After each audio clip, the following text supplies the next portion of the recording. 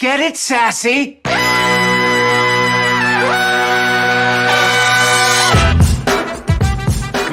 Good morning, sweet world, and welcome to the No Dunks podcast on the Athletic Network. It's Wednesday, August 4th, and we just can't quit you. I'm J.E. Skeets, rolling with the homie, Taz Mellis. What's up, everybody? What's up, Taz? We got our top shot hot boy, Trey Kirby. Hey-o! Hey! Yo! The international man of mystery, taking it to the max, Lee Ellis. Friends. Finally, the man making the magic happen is JD. Hello. There he is. Here we are. Shout out to the stream team for joining us live right now on YouTube. Smash that like button. Leave a comment below the vid. And if you haven't, subscribe to No Dunks on YouTube. Help us out. Keep sending in your questions and comments for the next Beach Steppin' podcast. Email them in.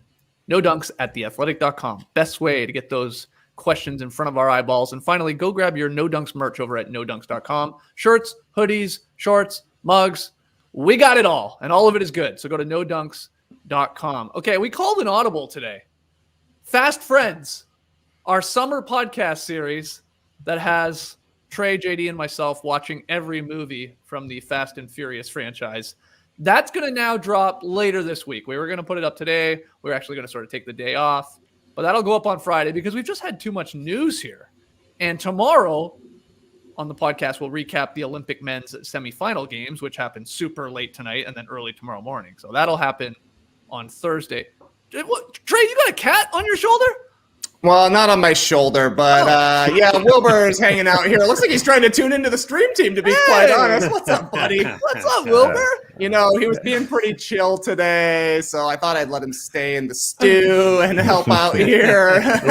Look at him pretending he doesn't know what he's doing. He knows damn well what he's doing. They're weird ass cats. Yeah. That was like an optical illusion. I thought it was on your shoulder there, too. Yeah, right? It looked like it was perched on his shoulder there. Before the show, you were saying something was off camera, and Trey was leaning over saying, "What's up, buddy? I didn't know if you were talking to a child or a cat or a dog." Great to find out. What's up, buddy? Cat? What's up, buddy? What's up, Wilbur? Yeah, so that's Family. tomorrow, talking Olympic Games. And then Friday's Fast Friends, the first rewatch of the first movie of the Fast and Furious franchise. But today, yeah, just more things happening in the NBA free agent world. We're cruising along like a 94 Toyota Supra or something like that. I don't know. We don't know cars. If you want to hear us discuss, though, Kyle Lowry joining the Heat and Chris Paul re-signing with the Suns and Lonzo Ball going to the Bulls and all that, check out yesterday's podcast, Tuesday's podcast, 90 minutes long, recapping day one. But we're into day two here, and we got some breaking news right before we jumped on. In fact, that's why we're a little late here. Woj tweeting, Kemba Walker has agreed to a contract buyout with the Oklahoma City Thunder, and upon clearing waivers, he plans to sign with the New York Knicks. So Tass, he's come to an agreement. I mean, he had a lot of money left on that deal. 2 years, $74 million. We don't know the actual terms of the contract buyout, what he agreed to give back, but in theory, he's signing with the Knicks. What do you think? It sure seems like a hell of a gift for the New York Knicks. This guy, 2 years, 74 left. They come to whatever agreement they do in OKC, and then he just shows up on the Knicks door. Who knows how much they're signing for in New York, but yeah, he becomes their starting point guard automatically. And pretty shocked that OKC wouldn't try and get some sort of asset for him in return. I understand it's a big deal, a big contract, so you have to take some money back in return. So that was difficult, I assume, but Kemba definitely wasn't in the plans in OKC, so it makes sense he'd go somewhere else. But yeah, the New York Knicks, I think, have their starting point guard. I think he'll be starting alongside Evan Fournier and RJ Barrett, Julius Randle, and Nerlens Noel, who now makes a little bit more sense that Nerlens Noel got that money because now all those four other guys are their offensive players. Nerlens Noel is going to have to play some defense. Derrick Rose goes to the bench, I assume, in his more desired role instead of having to be the starter like he was throughout the postseason there because they needed so much offense. But they are loaded in the offense department, as I said, with Kemba, their new guy, Fournier, Barrett, and Randle.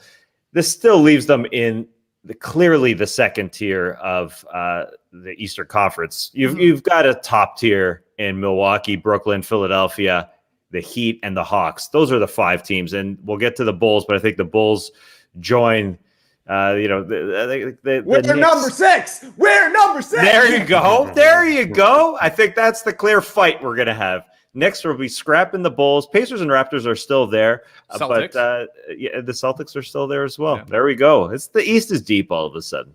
Okay, so this doesn't really move the needle, you're saying, for the Knicks, but this is good because they got a starting point guard. They got a starting point guard for, I assume, because OKC would have to pay him a decent amount that the Knicks aren't paying a lot. Right. I assume because they just gave up all their cap room on day one for a 7th seed or 8th seeded team, and now they're moving up to the 6.5 seed, it seems like. Moving up. They're moving down, if that's the case. Weren't they the 4th seed last year? But anyway. Good point.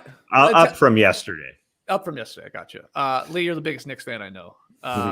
Madison Square Garden, Kemba Walker. That's worked before. We've seen him have some magical games in MSG. What do you think of this?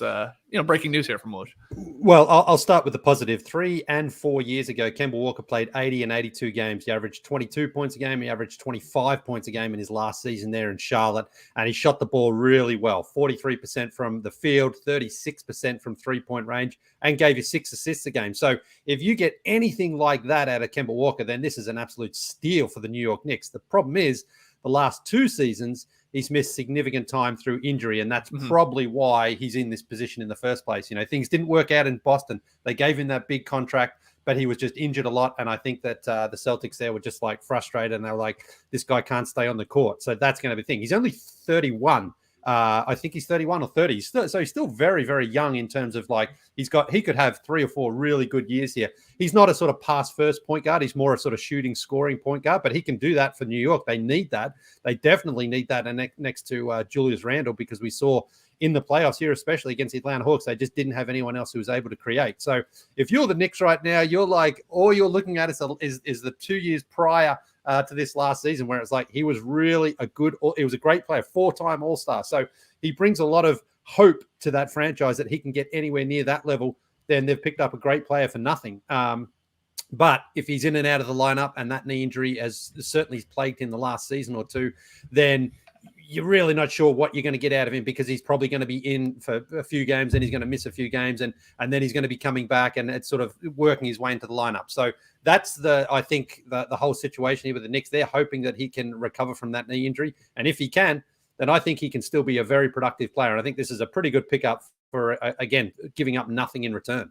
Yeah, what do you think, Trey, with all the moves I guess the Knicks have made here now? Basically bringing the band back together. Reggie Bullock moves on, but then they add Fournier to the big deal, and now we don't know the details, but Kemba Walker. Has this been a pretty good actual free agency now for the New York Knicks, or is it a bit of I mean, it definitely changes things. It makes me like the Fournier signing a whole lot more, knowing he's not going to be the number 1 ball handling piece that New York brought in. I don't know that we're going to ever get back to seeing the 4-time All-Star Kemba Walker that we've seen in the past, but that's not necessarily what the Knicks need. They just need a quality starting point guard who is able to play, 35 to 40 minutes a night, which theoretically Kemba will be able to do. Derrick Rose wasn't quite able to do that.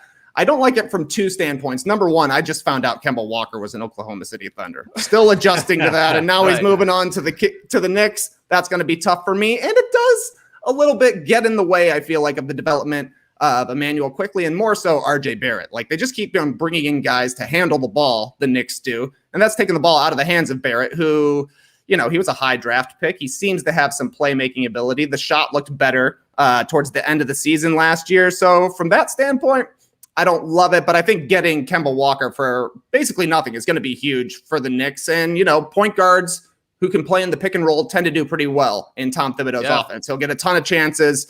We saw it with Derrick Rose. We saw it with Austin Rivers early in the year, quickly played out of the pick and roll last year. Kemba's going to get his chances. He's probably best with the ball in his hands playing in pick and roll, so I can see it working from a fit standpoint as well. Well, let's get to your Bulls, who are making more moves in day 2. Sign and trade DeMar DeRozan.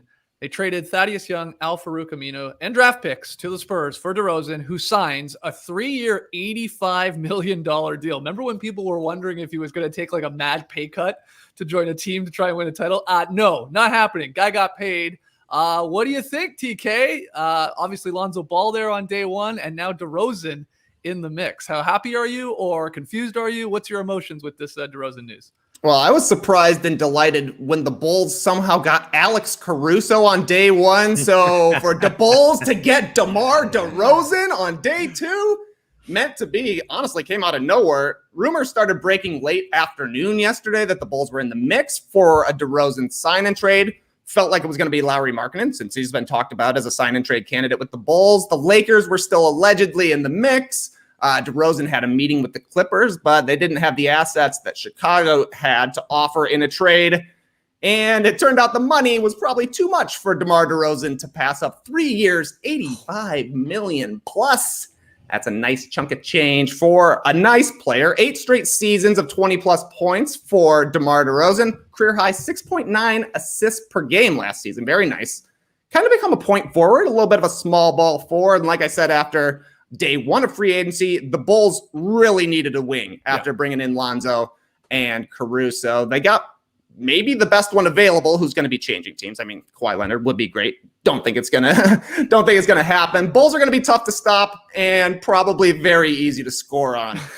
I don't know if the fit is perfect. DeRozan, he ain't a three-point shooter. He's the best with the ball in his hands. So is Zach LaVine. Nikola Vucevic, used to a lot of touches as well, but the Bulls fell apart last season when LaVine went into the protocols. Anytime he went to the bench, the offense looked terrible. And now Chicago has legitimately multiple ball handlers, multiple scorers, multiple creators for the first time in forever. The other concern, no doubt, is the price. 3 years, $85 million. That's a lot. But DeRozan has interest around the league. You know, he was meeting with contenders. And as we've seen with Russell Westbrook on one of the biggest deals in the entire league, literally anybody can be traded. So I'm not worried about that from a cap space standpoint. Bulls also gave up Thad Young, Al-Farouq Aminu, and the big thing, a future first-round pick. Combine that with the Nikola Vucevic trade. They didn't have their pick this year, 2021. They don't have their pick in 2023. They don't have their pick in 2025. I said it was concerning for the Heat to go all in for a 3rd seed yesterday. Bulls are all in for a 5th seed right now. Right. Yeah. I would have liked to keep the pick, but that doesn't matter to me. The Bulls haven't made the playoffs since 2017. They tried building through the draft, and it didn't work at all. They picked 7th 3 straight times. They picked 4th once. They've got one guy in their rotation from it. Meanwhile, you look at what the Bulls did last season. They were good for half a season. They look like a competent NBA team again. They said they want to be a free agent destination, and that's what happened right away. The best young guard in his prime who was a free agent, he switched teams. He chose the Bulls. The best wing who's going to switch teams, he chose the Bulls. They outbid the Lakers for a player they wanted to keep. That, to me, is a major change in perception around the league. The Bulls are better today than they were at the end of the season, and they're 10 times better off than they were at the start of last season. So the Bulls are trending the right way. You could even say that they've won free agency so far. Okay, you're not going to say it. So far. Yeah, got to play the games for them to Gotta be play fully the back. games. Yeah, what do you think, Tass? Like, are they being too aggressive in free agency, I guess is one way to spin it. And are, like you said, TK, like, I guess the drafting wasn't working. So that type of rebuilding, get out of here. See a picks, see a young guy, see any role player, and here's a bunch of money at Ball and now DeRozan. Do you like it, Tass? Or have they gone a little overboard for, a starting lineup that looks good? Ball, Levine, DeRozan, Patrick Williams, I assume, at the 4, and then Vooch. Then Caruso off the bench. Kobe White's still there. Lauri Markkanen is still there. We'll see with him. But, like, where does that fall in the Eastern Conference? Like, is this a 5th or 6th seed? Are they a title contender? What do you think about these moves, Tess? Yeah, they're dreaming for the 6th seed, it sure seems like. So did they go overboard? They overpaid for sure. Who were they bidding against for DeMar DeRozan 3 years, $85 million? You can't think of one team, really. You mentioned the Lakers there, Trey. They could have wanted him, or the Heat could have wanted him, or the Clippers, but they couldn't pay anywhere close. Right. Like, the salary cap is just locked up for most teams in the NBA. Anybody who wanted a 32-year-old DeMar DeRozan, especially. So 3 years, 85, just it's too much. And then you tack onto that first-round pick and 2 seconds. And a guy who really helped out last year in Thaddeus Young, who would help out on the defensive end. That being said, yeah, let's look at it at the bright side. They are picking a direction. They are at least not in the Gar Foreman era anymore. I mean, this is a team that's trying to win. And I think, just like we talked about the Knicks, they basically have gone all in on the team that they have. And that's what they are. This is what they're going to be for several years without their draft picks. So can they grow from within? I think all these offensive guys, all these offensive weapons, are they going to work together? Zach LaVine is clearly still the guy, and I think playing for USA Basketball in a sort of a third, fourth, fifth, sixth role will help him understand that he's just got to get Lonzo Ball the ball and Vooch the ball and DeMar the ball, hopefully, and then he can take over in the fourth quarter. And hopefully he likes that situation. I mean, the sum of the parts should be a lot better. But will they all sort of work together, especially when they dropped the triple T, Thad, Tice, and Temple? Their defense is going to be pretty bad. Most likely. They were 11th last year. They dropped those guys. This move puts Caruso on the bench because Ball and DeMar and LaVine have to start in that backcourt. Are those guys going to stop anybody? I know Lonzo Ball is sort of classified as a good defender, but he's more of a help guy. And then you got Vooch as a back line guy. So the defense will hopefully be buoyed by a lot of offensive talent. Look at those names. They should be able to outscore some guys or outscore some teams. So it's about them gelling. It's about Lonzo Ball being a better player than he was in New Orleans. It's about Zach LaVine giving the ball up to DeMar and letting him create. And Vooch still getting enough touches. So, I mean, there's some ifs there, but a lot of talent. Yeah. But maybe teams look at the Bulls and say, yeah, we can join them at some point. But they just have no assets really to get any better. So this is that. This is them for several years, it feels like. Lee, how good is this Bulls team going to be? Well, I don't think they're better than Brooklyn or Milwaukee, or probably Philadelphia as well. Come on. Miami. Get Are serious, they bud. Miami? No. Miami. Are they better than the Atlanta Hawks? Probably not, based on the way the season ended last year. Okay, keep going. So, I'm just trying to make the best case scenario because I think, look, if a guy like DeRozan's available, I think it is a good move for the Bulls to get him. I think he's a good player. He improves that team offensively. Obviously, you guys are addressing the defensive issues, no doubt about that. But the most important thing, I think, is you've got multiple guys who can go out there and score. So that's good for Billy Donovan. I actually love that it's Trey's team too, because Trey's always talking about how overrated defense is, and he's like putting it to the test. Perfect. Like, I love it. You guys are going to give up a whole lot, but they should be able to score. Like everyone on that starting lineup can sort of shoot and score. So I think that's great. That's a great start. But like defensively, I just don't think there's big enough inside. There's enough presence there. So I don't mind it though. I think that I said yesterday, I think the Bulls were better yesterday than they were at the end of the season. I think they got better yesterday as well. But it's still you have to talk yourself into them being better than one of those, certainly those top three teams in the Eastern Conference. But you just never know with those veterans there added. Maybe things can come together for them quickly. So I don't know. I think it's fine. I think it's a good move. I think Chicago giving up the picks, not ideal, but why not? Just go for it if you can get DeRozan. I think if DeRozan, let's say he signed somewhere else and he was available and the Bulls had a chance and they missed him, I think the Bulls would be disappointed if it was like, what? So what did they give out? Just one pick, was it? Did you say? Mm-hmm. One first-round pick and 2 second-round picks. Yeah. I don't mind it. I think Chicago needs to be back. They were disappointing to end last season, and now I think the ceiling for them right now is home court advantage in the first round. If they can get 4th seed, I think that'd be a great spot for them. And I think it's in play. Okay. I think just the issue with all of the picks going out when you go back to the Wendell Carter Jr. trade for Vooch and then now these ones to get DeRozan, it's like when a lot of picks go out, that's okay, but you usually are hoping to get the superstar, an AD, a Harden, whatever. This is Vooch and DeRozan, and they are not on the level of those guys I just mentioned, but they're better than what they had there. And I'm with you. If they're the 4th or 5th seed, then this is a very successful season, and that's probably what their goal is. I mean, to really win a first round would be huge, of course, make the playoffs and then win a first round series. But they're still a step behind the elite teams. I love DeRozan. If you haven't watched him in San Antonio, Trey said it. He's not a shooting guard. He's power forward at this point of his career, and I assume he sort of will play that role, like you're saying, like the wing role, a 3-4 alongside Patrick Williams there. Donovan has played 3 guards before in OKC. So, I mean, whatever you're calling him, he is a playmaker. He's turned into that sort of a point forward. And he doesn't shoot threes at all. So the spacing is an issue with him always.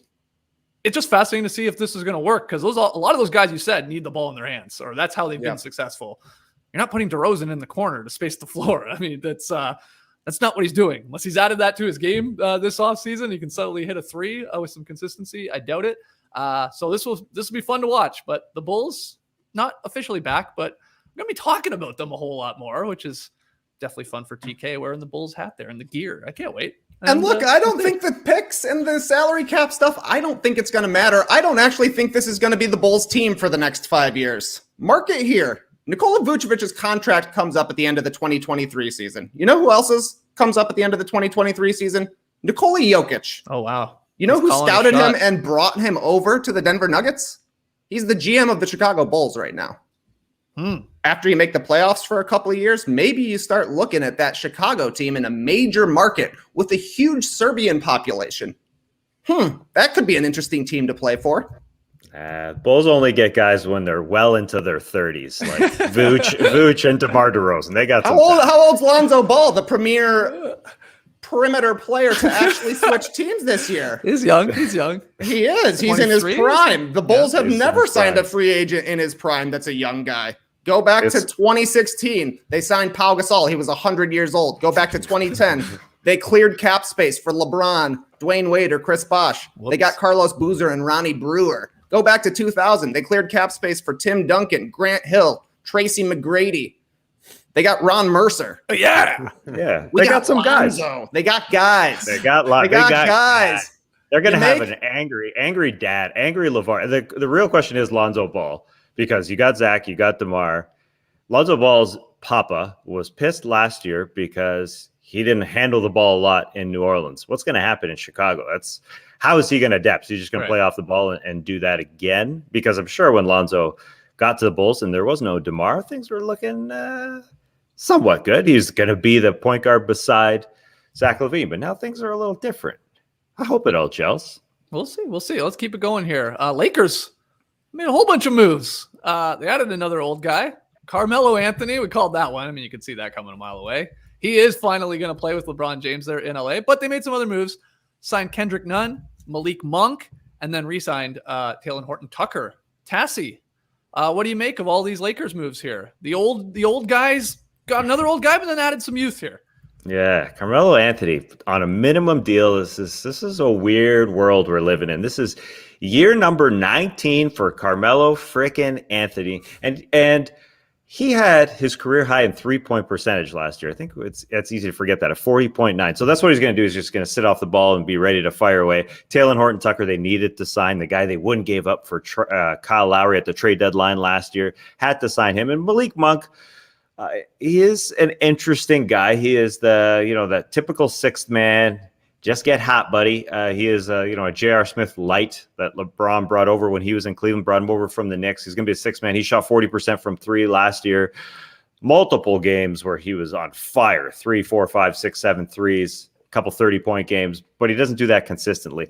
I say all that about the offense. Melo's going to score. Monk's going to score, but are they going to stop anybody? It's kind of like the Bulls. They just got to light it up, as like the defense, especially amongst the littles, the guards. This is their littles rotation. Westbrook, Wayne Ellington, Kendrick Nunn, and Malik Monk. Alex Caruso would be real nice right now. But I think that if you look at their lineup here of Russell Westbrook starting alongside probably Wayne Ellington, LeBron, AD, Marcus Gasol, likely their starting center, with a bench of now this very new team of Malik Monk, Kendrick Nunn, Taylor Horton Tucker, Trevor Ariza, Melo, and Dwight Howard. They're old farts, no doubt. Will they be able to move defensively? Who knows? And will they be able to even get enough spacing with those shooters? Like Wayne Ellington, is their best shooter, but is he going to play? It's a strange mix of guys. It's got to play out on the floor. They've had bad shooting years before and still gone to the finals a couple of years ago. That's how good LeBron and AD are. But LeBron is getting a little bit older. Westbrook's going to shrink that space even more. They improved offensively. Defensively is a question, and they just can't keep getting older. I think the best thing to come out of yesterday was Fred Katz's tweet when he tweeted, "The Lakers just traded Pope, then signed Monk and Nunn. Next up, bringing Brian Cardinal out of retirement. Wow, that's Yeah, that's Christianity FTW right there. So that's the stuff we're looking for. I can't wait to see it play out on the floor.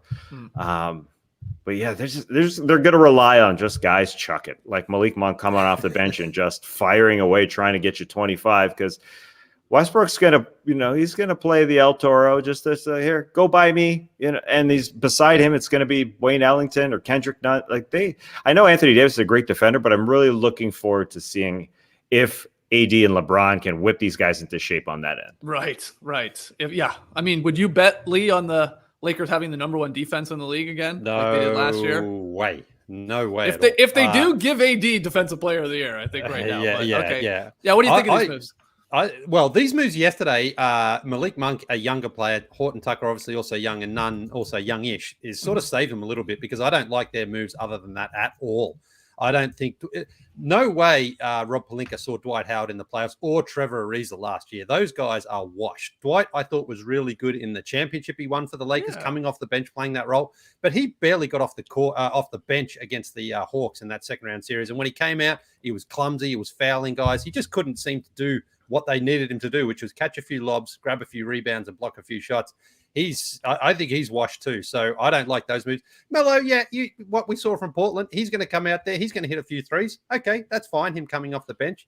But other than that, I think they are going to miss Caruso. If you could swap Malik Monk and Kendrick Nunn and Horton Tucker for Caruso, I think they'd do that, because he was giving them even better defense. I don't think they would do that, because couldn't they have done that? Yeah. Well, so that's the thing. That's the Caruso weird has thing suddenly turned into like the greatest player in the league. He's not the greatest, but did that. Why is everybody saying it now? He's good. Listen, he's not amazing. But Caruso understood his role and what was needed from him on that team. Kendrick Nunn, he's okay. He can shoot. He can get hot too. I think he hit 9 threes in his very first game. But defensively, he doesn't really do anything for that team. And Malik Monk's the same. It's like, if he does catch fire, as Tass mentioned there, yeah, sure, that's great. But that comes around every 4 or 5 games. So I don't know how often. And Wayne Ellington, man, I didn't even know he's still in the league. So man with the golden arm. I don't think it was a great offseason. The Westbrook trade was a splashy trade. You got Westbrook, the $44 million guy. You come in, he's the triple-double man. But I'm like, doesn't LeBron work best when he's got guys around who can rely on to shoot? And I see these guys as being like, from time to time, being able to do it. I don't see Westbrook being able to do that. So I think the Lakers honestly took a step back. I saw some people saying they had a great offseason. I don't think they did. Like I say, Ariza was disgusting against Milwaukee. He was absolutely brutal. Maybe did Blake watch Marc Gasol in the Olympic Games too? That's the other thing. Marc Gasol. You said it, Tass, that you think he's starting. I thought the whole thing here was everybody sat down and had brunch together, and AD said, "Okay, I'll play the 5." LeBron said, "I'll play the 4," and Westbrook said, "Okay, let's go." I think this next season, everyone lies at brunch. On Anthony Davis. Everyone lies at brunch. Everybody's got a mimosa in them. It's just, Russell Westbrook on that team. If he's like, okay, I'm just going to have to attack the rim, because he can't go on the perimeter. He certainly can't do that. But if he can attack, if you look at it as the best case scenario, Westbrook could absolutely, score a lot. But I just don't think defensively they're anywhere near as strong as they were. And I sort of look at the floor and I'm like, oh man, if Ariza's out there or if Dwight's out there, they're losing those minutes. Old people. No, I'm telling you, they were bad. They were terrible. You're gonna watch M. Night Shyamalan's movie, Old, Lee? Hey, listen, it catches up with you very quickly, age, and it shows. And as we were talking about with Brent Barry there yesterday, you thought you were still hanging around the league. All of a sudden, you're like, oh man, I'm done. And a couple of those players on the Lakers are done. Okay. So Lee's not a fan. TK, anything to add to these moves that they did do yesterday in day 2? They had to keep Talen Horton-Tucker. It was their only young piece left. They need his upside. They really need him to kind of seize. I guess he'll probably be their 6th man. Honestly, who knows with the Lakers? They'll probably go through a lot of 6th men, but he needs to actually show him something and fulfill on his promise. They needed the shooting. They're getting that from Nunn and Monk. We need Malik Monk to prove that he's really a 40% shooter, not a 33% shooter, to be that J.R. Smith that everybody loves. And, I gotta give the Lakers a little tip of the cap. They got 4 Chicago guys now, and Anthony Davis, THT, Kendrick Nunn, And I think Alfonso McKinney is still technically on the roster, also a Chicago guy. That's how you win an NBA championship. The more Illinois boys you got, the better chance. Okay. Let's slip one more in here before we take our first break, but we got a bunch of other minor deals to talk about. The Sixers, Lily, signed Andre Drummond to a 1-year minimum deal. Wow. I mean, you want to talk about time, how quickly things can change, Lily. But what do you think about Drummond here? He is still only 27 years old. Can you believe that? He feels older for one. Yeah. But this is a guy who's a 2-time All-Star. I think he's a 2-time All-NBA too. Maybe only 1-time All-NBA. But anyway, this is a guy who the Pistons could only get a second-round pick in return from a couple of years ago. Cleveland tried to trade him last year. There was no interest. He went to the Lakers and didn't really work out there last season. Couldn't do anything in the playoffs for them. And now he's a backup in Philadelphia on the vet minimum. Wow. How has he gone so bad so quickly? He didn't. I remember at the start of last season with the Sexland, I thought he was actually playing really well for Cleveland. Yeah. I thought this is a nice role for him, a nice opportunity. And now he's just basically just wasting away because it's like nobody values what he brings. And I think a part of it is his own problem that he hasn't really shown that he can be either a very consistent lockdown, rim protecting defender, I think, because his defense isn't quite as good as it should be. Mm-hmm. And then on the offensive end as well, he still likes to sort of settle a little bit. He's tried to add the 3-pointer to his game, not really working all that well. But now he's going to work on the 2-pointer, man. Listen, that's what I mean. Work on the 1-pointers. Work on anything, line. Yeah. But the great thing is, he and Joel Embiid have had some beef in the past. There was a lot of great tweets going around there yesterday where Joel Embiid was saying, I live in his head rent free and all that stuff. But I think so from comedical point of view. Is that a word? I don't know. From a comedic standpoint, it's going to be hilarious to see those two guys together. But I mean, I would rather have him over Dwight in Philadelphia because you still feel at 27 there's some positivity to come out of his career. But I guess age hasn't caught up to him yet. Well, it hasn't because he's not old enough yet. You can't catch up when you're only 27. So, but he looks old. He should have been, as a free agent this season, been one of those guys. Someone signed him to a 5-year, $140 million deal or something. He should have been. That's where his career was a few years ago. But now it's like, anybody want Andre Drummond? And the Sixers like, yeah, sure, we'll take him. I mean, there's nobody competing for him. So it's a shocker to see that he's just fallen in such a hole. Wow, we got a lot of sounds going on. I can hear Wilbur. Yeah, he's trying to get they're out. They're taking a tree down 2 doors down from me. We shouldn't have done a show today. I know we should have taken it off, but it's very comedic. Oh, come on. Yeah, it's comedical. As Mr. Alan Jan says, comedology. TK, anything to add to Andre Drummond going to the Sixers here in a backup role? Not really, Skeets. I'm ready to get out of here like Wilbur, trying to escape the room as soon as we started talking about Andre Drummond. The man is the NBA's bag of beans. He was traded from the Pistons to the Cavs for a bag of beans. We thought maybe the Cavs are going to be able to get a first rounder. Nope. Waived him. It was a buyout for the Lakers. That's a bag of beans. Now he's going to the Philadelphia 76ers. Another bag of beans. Andre Bag of Beans Drummond. All right. It is weird that they got 2 monsters at the center position when teams are going, somewhat smaller. Mm-hmm. Wouldn't you want a little bit of a change it up with your backup position? Joel Embiid's going to miss 10 to 20 games. Yes, that's what he's there for. There you go. He's there to eat up minutes, no doubt. Yeah. Just like he was supposed to do that with the Lakers last year. He could have been their starting center. He could have earned a monstrous contract, eating minutes, and that's why I think the Lakers are going to keep going with Gasol and Dwight Howard because they don't want Anthony Davis's legs to get worn down. They don't want LeBron's legs to get worn down. Same thing in Philadelphia.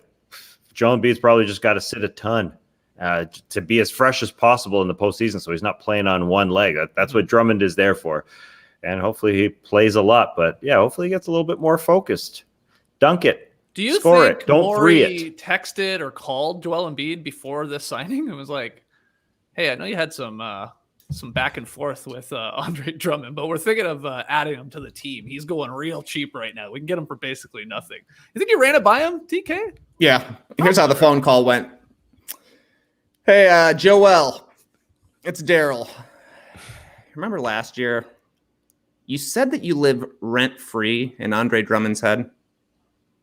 How would you like to have him living rent-free in your home? We just signed him. Got a bunk bed he can stay in? All right. Call me back. Bye. We really commit to the bit there. That was great. Talking about other things. Yeah, we're trying to trade him. Yeah, we're trying to trade him. Nobody wants him. We're asking for everything. Nobody wants him. Did Joel pick up there? Because midway through, it felt like a voicemail, but I wasn't sure. Yeah, it was a voicemail. Embiid's busy, man. He's out having fun right now. It's the summer. He's a one-word guy, though. He could have snuck it in. That could have been a conversation, too. Yeah, good point. All right, let's take a break, and then we'll get to John Collins signing his big deal with the Hawks and some of our other favorite minor deals from day 2 of free agency. But we got to pay the bills here. TK, what do you got? Oh, man, I was actually going to go and let Wilbur out of the out of the room. Oh, from cats to cereal. One thing to know about breakfast cereal is that it is very good at all times of the day. Another thing to know is that your typical breakfast cereal is a straight-up sugar bomb. But the last thing to know is that Magic Spoon is built different, literally. Unlike those other cereals, Magic Spoon is a walking bucket of good stuff. 0 grams of sugar, 13 to 14 grams of protein, and only 4 net grams of carbs and 140 calories in every serving. It's keto-friendly, gluten-free, grain-free, soy-free, low-carb, and GMO-free. Flex emoji, snort emoji. Magic Spoon has flavors for days. Cocoa, fruity, frosted, peanut butter, blueberry, cinnamon. My mind is still reeling from JD mentioning that maple waffle has become a Magic Spoon staple. The game has changed, but one thing that hasn't changed is the great deal Magic Spoon is offering No Dunks listeners. Head to magicspoon.com/nodunks and use code NODUNKS to get $5 off your first order. That's magicspoon.com/nodunks. Use code NODUNKS to get $5 off your first bowl. Big ups to Magic Spoon for the Magic sponsorship. Check out this opportunity. We're finally not selling you something. This is a free shot to do something cool. So listen up. We have teamed up with the Royal and Ancient Golf Club of St. Andrews to offer you the chance for a once-in-a-lifetime experience to be at one of golf's biggest events in 2022. We're giving our listeners the chance to be at St. Andrew in Scotland for the 150th Open Championship next summer. You will see the likes of Tiger Woods, Rory McIlroy, Phil Mickelson, and defending champ Colin Morikawa battling out to be the champion golfer of 2022. And you and your friends and family can be there by entering a ballot today at theopen.com/theathletic. The Open is one of the most prestigious events in sport, and this 150th Open at St. Andrews in 2022 will be a special one. So for your chance to be there, head to theopen.com/theathletic and enter the ballot for the 150th Open at St. Andrews in 2022 today. That's theopen.com/theathletic. And we learned yesterday that Lily very excited for this sweepstakes here, I guess, this chance to go to the Open, watch some golf. You love golf, don't you, Lee? Well, I love going to golf. It's one of those sports that you can watch the majors. Other than that, it's a little tough to watch golf. You know, tennis is the same. You know, Davis Cup is a little bit different, I suppose. But outside of the majors, you know, it's just a little hard to get too excited. But you know, we just had the tournament, the men's tournament, while the Olympics were going on here in Atlanta. So not the best of competition here. Oh, the tennis, the Atlanta Open. They have it down at Atlantic Station down there, basically in the car park. Yeah. No wonder no one wants to come and play here. Yeah, it's like 600 degrees in the car park. It's a temporary venue. Like, come on, this is supposed to be a big city. We should at least have a decent tennis court, arena to be able to put up a tournament. Never going to get a major player to come down if that's the condition. So it's a nice car park, though. Yeah. Look, if you're talking you want to talk car parks? I think it is a really nice car park. I agree. They do a lot there. They have concerts there. They've got the it's like a circus. Yeah, exactly. Throw up there. Yeah. Banging. Yeah, but that court, I think, is sort of up all the time. They just kind of repaint it just before the players who do turn up. played Oh, it. wow. But No, I'm know. not sure about that, but No? I think they take it down. Yeah. no, they but I take it think the down. court is constantly there, isn't it? It's actually there are. I think you're thinking of some other courts, but yeah. that are nearby. Anyway, Yeah, yeah. Why are we they may talking as well- about Atlantic hey, Station? Hey, they may as well have the tournament up at Underwood Hills where we play basketball. Those courts are as good as the ones down there at Atlantic Station. We got some players here. You had the crazy Australian Greek guy. I can call him crazy. Nick Curious. Curious. Yeah, he was Yeah. here. Was he? Yeah, I think so. Maybe. I don't know. Okay, I cool. don't know. It's I'm not jumping on Ticketmaster for that one.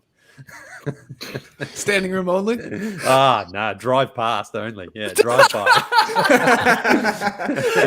You want to go who's watch some playing? tennis? DPO Yeah, we're just tickets. doing a drive-by. Who's playing number 358 in the world versus number 264 in the world? Okay. How dare you? Jesus. How dare you? There had some guys there. I'm telling you. Nori, British guy. British. Nah, never heard of him. He's John number 3, Collins, but, guys, agreed to a 5-year, $125 million deal with the Hawks. This was breaking news right before we jumped on. So, Lee, I mean, we don't have to go long on this. We thought Collins would ultimately stay in Atlanta. What do you think of the money here? Not bad there for John Collins. I think the Hawks got a bargain, to be honest. I think that's not bad. $25 million a year. That's very, very palatable. John Collins is a player who, in his second season, was like a 20-10 guy. Mm-hmm. They don't necessarily need him to even be that. They need him to be the guy they had in the playoffs, where he was an impactful player without necessarily putting up huge numbers. I think he and Trae Young have a good connection there. John Collins can spread the floor a little bit. John Collins can catch those oops. John Collins plays defense. So he doesn't really have a weakness, John Collins, other than you don't necessarily want him to be your first guy on offense. You want him to be your sort of second or third guy. His mid-range game as well in the playoffs was really solid. So I think the Hawks got a very good price here for John Collins. I think he could have gotten more, but he stays. They drafted him. I think he and Trae have got a good chemistry and connection there. So I think this is a very, very good move. I think smart move by him and his agents, too, to wait for day 2 and watch Jared Allen sign for, 5 years, $100 million, and sort of maybe set the market for him a little bit. Hey, I'm better than him. I've already contributed to a playoff team, stuff like that. Maybe get a little bit more money if that came into the equation. TK, anything to add? Gonna buy a lot of tickets to the Atlanta Open. It's true. A lot of cars for that car park. Yeah, that's right. But this is nice. As Collins turned down a $90 million deal before the season. Halfway through the season, it looked like that might have been a bit of a misfire there, Johnny. Yep. But then in the second half, he turned it on. The Hawks got good, and he looked incredible in the playoffs. Like Lee said, Collins could be a 20-10 guy. I know that I feel like some of us may have picked him as a first-time All-Star heading into the 1920 season. So the talent is there. There's still, I think, a little bit of room for growth, and maybe playing alongside Trae Young, he gets even better as he gets further into his career. But what he gives the Hawks from a production standpoint and from a glue guy standpoint, smart move to bring him back. Yeah, that's a good PowerPoint presentation for coaches trying to get guys to play team ball because, in that 1920 season, John Collins was 21-10. And then he turned down that big offer. And then the next season here in Atlanta, 17-7. In the playoffs, 14-9. He's 14-9 just now, but then gets paid $25 million because he was absolutely a grinder. He played defense. Hit timely shots. Yeah. Played hard. Didn't shoot a lot. His numbers came down, but he just helped out in every facet of the game. And I hope he's willing to do that for the future because that's what makes the Hawks really good. They need him to be that because they need some physical bodies along with all that incredible offense they have. Day 2 of NBA free agency. We've talked about a lot of the sort of bigger moves and Drummond, who's a bag of beans. But favorite minor deal. A lot of other ones, Lee. What do you want to pick or highlight here for everybody that's joining us on the stream team and listening to the podcast? Well, I'll play the homer card here and say that Patty Mills going to Brooklyn 2 years, $12 million. That's second year as a player option as well. I think that's pretty good for Brooklyn. I think it gives them a very solid, reliable guy coming off the bench. I think it's 5 seasons in a row. Patty's hit 153s off the bench for San Antonio. That's what Brooklyn needs. Basically, someone to come out there and just keep that offense flowing. He'll play obviously behind Harden and Kyrie Irving, but when one of those guys gets injured and misses a game or two, Paddy could potentially even slot into that starting lineup. So you get a good veteran there. He's got a bit of a relationship with Sean Marks, the GM of Brooklyn, because they were teammates in San Antonio, or I don't know if they were teammates, but Sean Marks was there in San Antonio when Paddy was there. So I think this is great. I think this is a good signing here for Brooklyn, and Paddy keeps a little bit of a power there as well to hold on to that second-year option at $6 million a year. I think that's a steal. I talked yesterday about Furkan Korkmaz getting $5 million over 3 years, or $5 million per over 3 years. I think that's the thing. I think Furkan could be better than Patty Mills because he's a bit younger, but Patty's got the runs on the board right now. He's got the scoreboard, and I think it's a good move for Brooklyn because they gave up. They didn't re-sign Mike James or Chiosa, so they had a spot there, and Patty slots into that perfectly. Yeah, Brown coming back to the Nets too. It's going to be a little awkward though when Patty Mills beats his new teammate tonight. In Kevin Durant, right, Lee? That could get a little dicey when Australia shocks the world and beats Team USA. I don't know what happens then. Maybe he'll be off the team. But this is maybe that's why Popovich doesn't want to hang on to Patty. He's like, you just keep beating me. He's beaten him the last 2 times they've played. So interesting. Yeah, that's a great move. I'm sure you like this one too, Tass. The Patty Mills signing there, and the Nets having what appears to be, like you talked about, Blake Griffin, him coming back on the vet minimum yesterday. They got a fine bench for a squad that's obviously top heavy still with their stars. It is pretty crazy. Sean Marks, the team that he's building. Yeah, I got the hots for this team, no doubt. I mean, it is about relationships. Yeah, Sean Marks has a relationship with Patty Mills. Kevin Durant said after the season to Blake Griffin, "We want you back." And Blake Griffin, the dude comes back on a minimum contract. I said yesterday that it had to be larger than a minimum deal. Blake Griffin was the second best player after Harden and Kyrie went down on the Brooklyn Nets. He was just steady. And now he's coming back for a minimum deal. If he can be the 4th best player with Harden and Kyrie back, then they're stacked. Yeah, Patty, along with Javon Carter as their backups at the guard spot, Blake, Bruce Brown on the minimum, and James Johnson, who they just signed. Now, James Johnson is a guy, bounced around the league a lot. He could be one of those guys that plays with like 12 teams when all is said and done. Yep. But they signed him specifically to guard one guy. If the Nets play the Bucks, he's going to guard Giannis Antetokounmpo. Going to get some minutes there. That's what he does. He is a mixed martial artist, so he knows how to defend himself. I mean, I think that's what it's all about. It's just about getting in Giannis's way. And as a friend of the program, Bucks aficionado Frank Madden pointed out, Giannis was younger then, but not sure any duo frustrated him more than the James Johnson-Hassan Whiteside combo in Miami a few years back.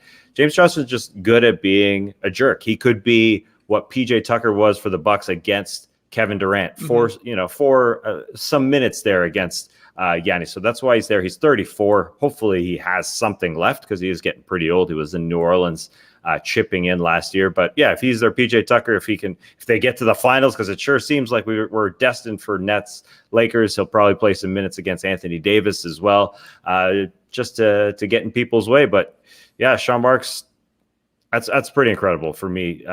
After, as you said, the top 3 ridiculously heavy, and then Blake Griffin probably going to start for you at a minimum contract. Bruce Brown could be starting at a minimum contract, and then a bunch of bench guys chipping in. Trey, what do you have for a minor deal from day 2 that you like? Well, Jeff Green isn't getting that all-time teams record too easily because Ish Smith signed with the Hornets. Yep. That'll be his 12th team, and I'm guessing it's going to be his favorite team. He was apparently born in Charlotte, played his high school and college basketball in North Carolina, and I think he'll fit alongside LaMelo, Terry Rozier, Gordon Hayward. The Hornets played their best when they were playing super fast. That's what Ish Smith is the best at, is playing fast. So I think he'll be a solid 3rd or 4th guard for them, and the good thing for Ish Smith is he signed his deal, $4.5 million for 1 year, with a team option for the 2nd year, which means he might be able to find team number 13 next summer, which would put him in the lead, right? He could even sign with the Denver Nuggets alongside Jeff Green. Number 13 alongside Jeff Green. Sounds too good to be true. So yeah, Ish Smith keeping the ticker counting. Couple deals I liked. Rudy Gay signing with the Jazz is solid. I think it's 2 years, 12 million-ish, 12.1, I think officially.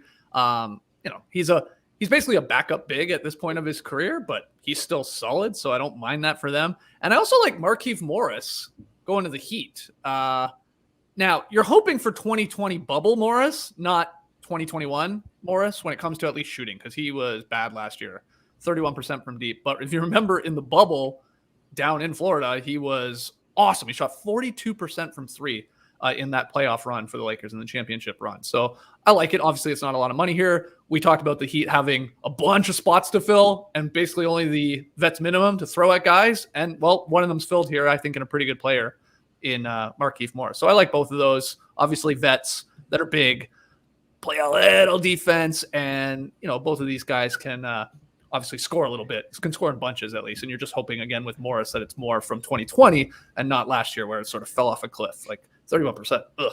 It was sort of falling out of the rotation there. Don't know if you saw this one, Skeets, but the Jazz, along with Rudy Gay, picked up Hassan Whiteside. What? Yeah. That's in case they ever run into Giannis in the NBA Finals. I heard he was one of the best defenders against him in the past. I know you like that story. I know you like old stories. I love it. Another great fit, Robin Lopez signing with the Orlando Magic. Best fit of free agency, if you ask me. Yep. He's got to be happy about that. We didn't talk about the Kings getting Len. And now the Jazz getting Whiteside. But what about the Spurs, though? I mean, the Spurs offseason has been pretty bad. It seems like they've lost everybody. I mean, DeRozan's gone, Rudy Gay's gone, Patty Mills is gone. Doug McDermott and Zach Collins. What's the Jock Landale scouting report? Yeah, well, Jock has a 40-foot shot. No, it doesn't quite, but he's. Wait, is that a children's? Is that a reference? Jock has a 40-foot shot. Okay. He's good player. Explain this guy for people who have no idea. He's Australian. He's Australian big. I'm surprised he hasn't been in the NBA before, actually, or maybe he was on a summer league roster there. But he'll provide a little bit of offense to that team and a little bit of defense as well. He's obviously playing well for Australia right now. Good signing. I mean, he's not going to move the needle all that much. He's going to play basketball. 2-year deal, so nice to have another Australian in the league. It's great. He won MVP of something, right? Of the NBL. Of the NBL, was he? Of a tournament, something. Grand Final MVP. Grand Final. Oh, that's the final series. Yeah, like the finals MVP. Yeah. That's good. Yeah. Sounds good to me. But you don't like what the Spurs have done overall here. Well, overall, I think they seem to have not really improved overall. Right. I mean, losing all those veterans, as I mentioned, Patty and Rudy and DeRozan, and it was fine. You know, you have to move on from those guys as well because they weren't a playoff team anyway. But I don't know. It just sort of seems that the Spurs always used to be able to just, you know, somehow become a better team. And now they've got their young players, of course, Derek White and DeJounte Murray and Keldon Johnson there. So they're leaning into the youth. That's the thing. Maybe they're just saying, all right, we're gonna start fresh here. But it always just felt like the Spurs would somehow figure out a way to get better. But I don't think they have so far. Maybe they get Markkanen. Even that's a bit of a long shot right now as far as I mean, what's his status? He's a restricted free agent, isn't he, with Chicago? Yeah. Anyway, we'll see. Well, good. Just back to that jock line you had. What is that? Is it a kid's story? Yeah, you haven't heard? It's. No, I haven't heard of that one. Yeah, no, I won't say it on air. But if you know it, you know it. If you don't, then I'll wait till we're off air. What a tease! So it's not a kid's story. It must not be good. Well, we used to say it as kids, but so Jock's got a 40-foot cock. Yeah, that's right. Yeah, okay, there you go. You can say it. I mean. We're not going to get canceled for saying that. I don't think. I hope not. Is that his name? I didn't. That's his name, eh? Jock. Wow. Yeah. Yeah. An athlete by the name of Jock. It's good. It's good. Would have never seen it coming. All right, we have some other news here. A little jersey talk. In celebration of the NBA's 75th anniversary season, Nike unveiled new Nike NBA Classic Edition uniforms, recognizing 3 franchises that have been part of the league since the beginning: the Celtics, the Knicks, and the Golden State Warriors, who were first known as the Philadelphia Warriors. We're showing the 3 jersey set here to everybody on the stream team, everybody watching on YouTube. JD sort of cycling through them. TK, what do you think of these? Are you a fan of this? In general, I'm a fan of these. I really like the Knicks and the Celtics. I like that they have kind of made these extra shimmery. I guess that's what it was supposed to look like in the 1940s and 1950s. Also, the early 2000s, if we're being honest. I love that they included fake belt loops on the shorts. I think that's hilarious. I would have gone the full boat and gone for actual loops, but that's probably a hard sell in 2021. The only thing I don't think they should have done a Warriors one. The team moved. Yeah. This is like a Philadelphia jersey that they're using, and they made it into a Golden State looking one. It's just not the same to me as the Knicks and the Celtics, who have obviously stayed where they started. I guess you almost have to do this. The Philadelphia Warriors won the first championship of the BAA way back when, so I can understand why they're doing it, especially since people are going to be watching the Warriors. But that one is a clear number 3 to me after the Knicks and the Celtics, just because of the history of those two teams, starting in the BAA way back when, staying there, staying with their team names, staying with their same looks, basically. A little bit different than the Warriors. Yeah, where are the Huskies, Taz? Yeah. Where's the Toronto version? What's going on here? They played the first official First game, right? game. Yeah. Yeah. Sort of weird. That is weird. What do you think? And those are nice jerseys. They've come out many times. They have been very shimmery. They've been sweet throwbacks. I've liked them a lot. The Huskies, the Huskies, the Toronto Huskies. Yes, many Toronto fans during the dark days wanted the Raptors to go back to the name of the Toronto Huskies because they're white and blue as well. They would match the Toronto Maple Leafs. Mm-hmm. It would just be some brand synergy there, but not no mo. But it's a nice throwback. It's a very nice throwback. Yeah. Lee, what do you think of these jerseys here? This idea? You fan of this? I love the shorts, especially. I could really see myself wearing a pair of those ones around. Maybe not the Celtics ones, but the Warriors and the Knicks ones for sure, because basketball shorts are so comfortable. Yeah, they look awesome. I mean, you roll up to the Underwood Hills to play in those ones, definitely. I would love to wear those shorts and drive by Atlanta Open. Those shorts would be great to turn up in for some outdoor pickup hoops. Oh, cool shorts, Dad. Yeah. What do you think about the Nike logo slapped on these? The little Nike sportswear, I guess, logo on all 3 of these. Yeah, we noticed Nike. We see what you're doing here. Yeah. Just like it was in the 1940s. At least they did an old school Nike logo. Get away from them. That's true. Yeah. Okay. Overall, I am a fan of these. I think they look pretty good. For the 75th anniversary season, that's what they'll be celebrating there. Let us know, thumbs up or thumbs down on those jerseys there. Hold on, I'm dumb. There. I'm dumb. So these teams are going to wear them. No, I don't know. I guess they'll wear them. Blue moon. Yeah, sure. Okay. 8 times. I don't know. Yeah. Right. I'll have to check the locker room app or whatever the heck that is that tracks all these things. I'll talk to Paul Lucas offline. We'll get an answer.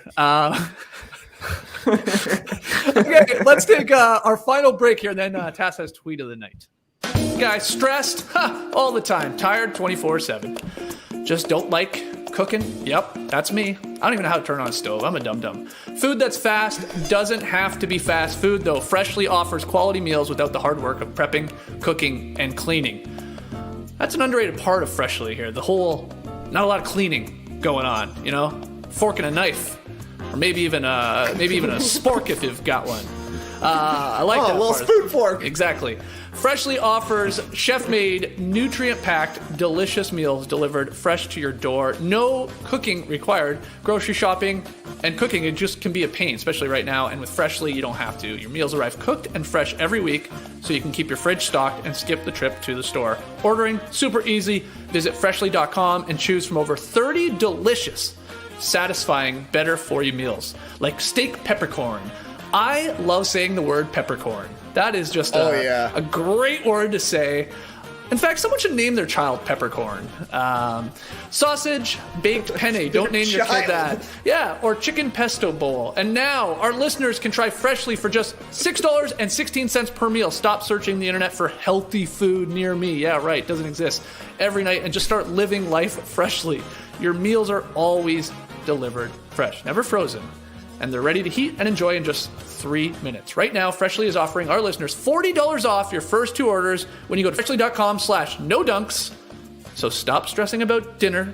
Stop stressing about how to turn on the stove. Go to freshly.com/nodunks for $40 off your first 2 orders. That's freshly.com/nodunks for $40 off your first 2 orders. If you're feeling drained after anything, after life, then True Niagen might be for you. True Niagen is great. True Niagen fuels the body's energy engines, maintains cellular metabolism, and even supports heart health. And all you have to do is take a small capsule. None of these horse pills. I like that. With 11 published human clinical studies and backed by Nobel Prize winners, True Niagen is a supplement that's clinically proven to boost NAD levels, an essential coenzyme required for cellular energy and repair. Taking True Niagen can help with muscle recovery after a workout. Add more vitality to your life today with True Niagen. Right now, new customers can save 10% on their first purchase by going to trueniagen.com/noducks. That's TRUNIAGEN.com/noducks to save 10% on your first order. trueniagen.com/noducks. These statements have not been evaluated by the Food and Drug Administration. This product is not intended to diagnose, treat, cure, or prevent any disease. Okay, back with No Dunks here. We're going to get to Tweet of the Night in a second. But I just got an email from, I don't know, what's this guy's name? Jimmy. BetMGM. It's from BetMGM. Oh, yeah, that's right. And it has the odds for tonight's Australia versus USA game. And I bring this up because on yesterday's show, we had a little bet made between the American TK and the Australian Lily over this game. I came up with the line. I don't know what it is. I'm going to say the Americans are favored by 8.5. The line is 12 is what I'm seeing here. So, not that far off, but the loser of this bet between these two guys, the cover's coming into play. I guess are we using my line, or do you want to go to the official line? Keep your line. That was what we agreed on. So okay. keep that. Respect, man. Respect. The loser is going to have to sing I guess a country song of the other person's choice. Is that right? Is that what we ultimately decided on? A song from the country. Of the other person's choice. A country's song, if you will. So I forget what Lee said mine was. Chain Chisel. K-Sand by Cold Chisel, yeah. I'll send you a link to it after the show. Thanks. I'm not going to need to open it, but I appreciate that. Meanwhile, you should be getting ready with John Mellencamp's little ditty about Jack and Diane. Oh, yes. Funny, I'm always ready for that, actually. So perfect. You don't even need the lyrics, do you? I went to see John Mellencamp here in Atlanta. At the quick drive-by? The Chastain Amphitheater. Yeah. And it's a good place. That's perfect for a drive-by. That's a great place to watch John Mellencamp. And I actually recorded Jack and Diane when he sung that there. So I was looking never at understood. Story, bro.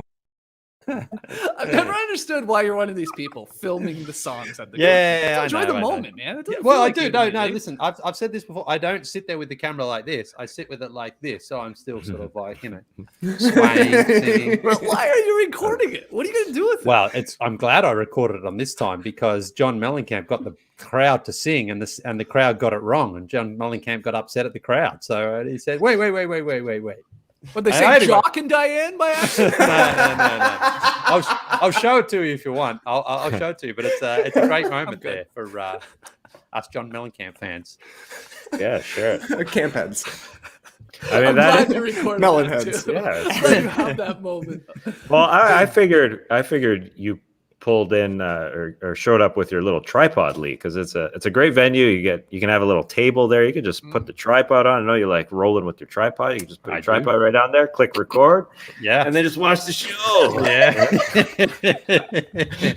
It's true though. I do love to take the tripod because it is great when you can set it up like that. Problem is though at a concert, you've got a few yahoos who sort of they can't sit still or stand still, whatever they're doing, they're moving around. So you have to sort of be ready to move around the camera as well. But if you're having fun, I don't mind. It's fine. You're doing the Chili Dogs version though, right? I don't really want to do that one. I can't. That one can't be replicated. I think just a bad version of John Mellencamp's would be better. I think so. We'll see. Maybe I won't even have to do it at all. Who knows? Okay. Everybody, bring your tripods tomorrow when we find out who will be singing. At least, okay. The line's 8.5. That's the Skeets line. Americans got to win by 9 or more. Of course, Lee's going to agree to that. I mean, it's smaller than the actual line. Oh yeah, true. But anyways, it should be. Well, it's an easier cover for the U.S. too, right? The line is 12. Yeah, exactly. That's why Lee said, no, give me that line. Oh, well, I mean, the Americans are going to win by 20 points. That's it. Done. There you go. Should be fun. No, we're going 8.5 because I want it to be like a 9-point win or something. Team USA is going to beat both lines. Oh, yeah, you're right. I'll put that out there. 20-point victory. It's beating the 8.5 line and the 12 line. Wow, this guy's confident. They're going to lay the hammer down on Patty Mills tonight and Jock. What's his last name? Landale. Yeah, Landale, biggest yeah. night, biggest moment in Australian men's basketball history tonight. Really is. Really There you is. go. Yeah. So you'll be up tonight, 12:15, I think, the tip Eastern. Yeah, 12:15 Eastern. I think it is, Biggest night in Australian hoops history. You're going to be up. yeah. Biggest night in history. Oh, what in the morning? All right. So, let's get to tweet of the night. I almost forgot. Tweet of the night. Wow. Twitter. I'm gonna do something. What often happens with tweet of the night? It ain't about a tweet at all. It's just I'll show you the internet. So here we go. Here is the internet. I'm taking you around, starting with Dwight Howard's Instagram post. Now I'm focusing on Ben Simmons though. Current 76er Ben Simmons was addressed by former Sixer Dwight Howard. He said his goodbye to Philly and on IG. The standard stuff. I love you, miss you, you're the best. And then at the end, this had nothing to do with Ben Simmons. This is Dwight Howard saying goodbye to Philadelphia. He said, "Thank you to the entire 76er staff. We will always be family."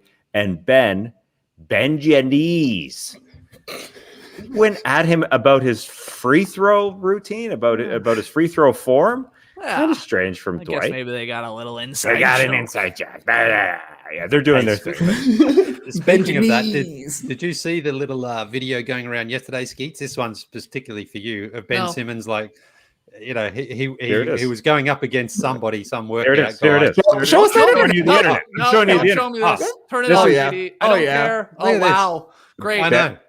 Okay. How like Ben is working on the jumper. Let me paint the picture. You guys are going to fall for this again, are you? I know, Benji this- I think Knees, this is- buddy. This is from this is exactly the same thing from a couple of years ago that he Instagrammed out. This is his trainer, Chris Johnson, put it on his story. It's Ben gets the ball at the 3-point line, backs down his defender, a couple steps in the mid-range fadeaway, and he hits a shot. It's literally the same thing from a couple of years ago. Guy can't miss. How many times did he shoot it right there? Unbelievable. Flawless. Here, I got more of the internet here. Okay, and Ben was feisty. He was feisty on the internet. I guess the run had him going because he put up a photo of himself near the free throw line. And apparently he looks like he's going to shoot the ball. And that's when Worldwide Chad commented. He really acting like he was about to shoot. And Ben Simmons, he obviously went to Worldwide Chad's profile because he replied to that comment and said, quote, "Your lips look like you got stung by a bee, nutty professor ass." He just went out of it. And I mean, making fun of a man's looks, not cool, but this is Worldwide Chad. Maybe get him some followers. This is Worldwide Chad. Worldwide Chat is. I don't think so. Okay. I don't know. I didn't go to his profile. I'm not sure if he has a lot of followers. But yeah, give him a little love for getting poked at by Ben Simmons, calling him nutty professor ass. Jesus. Like his lips got stung by a bee. Ben Simmons, he is Worldwide feisty. Chad living rent free in Ben Simmons' head. I guess here. When's Ben Simmons getting traded? That's all I care about. Make it happen.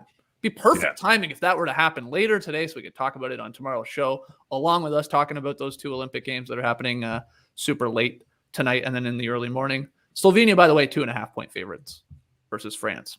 Makes sense. Luka hasn't lost yet when he plays for them. Anything else? Sorry, Tass? From No. the internet? Let's see what else is on the internet. All right, we'll call it there, guys. We will be back tomorrow. Hopefully, Ben Simmons gets traded by then. We'll talk about any of the other minor moves that maybe happen. I guess Tony Bradley going to your Bulls. I saw the stream team saying, TK. Yes! Everything keeps coming up, Bulls. It's incredible, isn't it? Tony! We'll talk about that and hopefully more on tomorrow's show. That's on Thursday. You can join us live around 10 a.m. Eastern. I think that'll give us enough time, right, with the second game being on in the morning. Lee's saying 100% yes. So that means definitely not. But okay, we'll be fine when we talk about those games. So join us at 10 a.m. Eastern live here on YouTube if you want to join the stream team. Otherwise, we'll flip that into a podcast as soon as humanly possible. And then on Friday, again, barring any crazy nudes that we may not take, we will drop our first episode of Fast Friends, JD, TK, and I watching the first movie from the Fast and Furious franchise. That will drop on Friday now. I know we teased it for today, but we just pushed it back because we got So many things to talk about in the NBA world. So that's coming up for the rest of the week. Thank you so much for joining us here. Clipper Bros. You heard it here first. Have a great time. Turn up. Love you guys. Awesome. Thanks for joining us. And remember, the best thing that the Sacramento Kings social team can do this season is take Alex Len, Steal My Sunshine, and Mo Harkless, who they also signed. How could you be Mo Harkless? And create a couple videos of those guys singing those songs. Let's make some magic, Sacramento Kings, because we know on the court it ain't going to happen. Ooh. Probably not. Probably not. Embrace the day, people. You could stay, ooh, every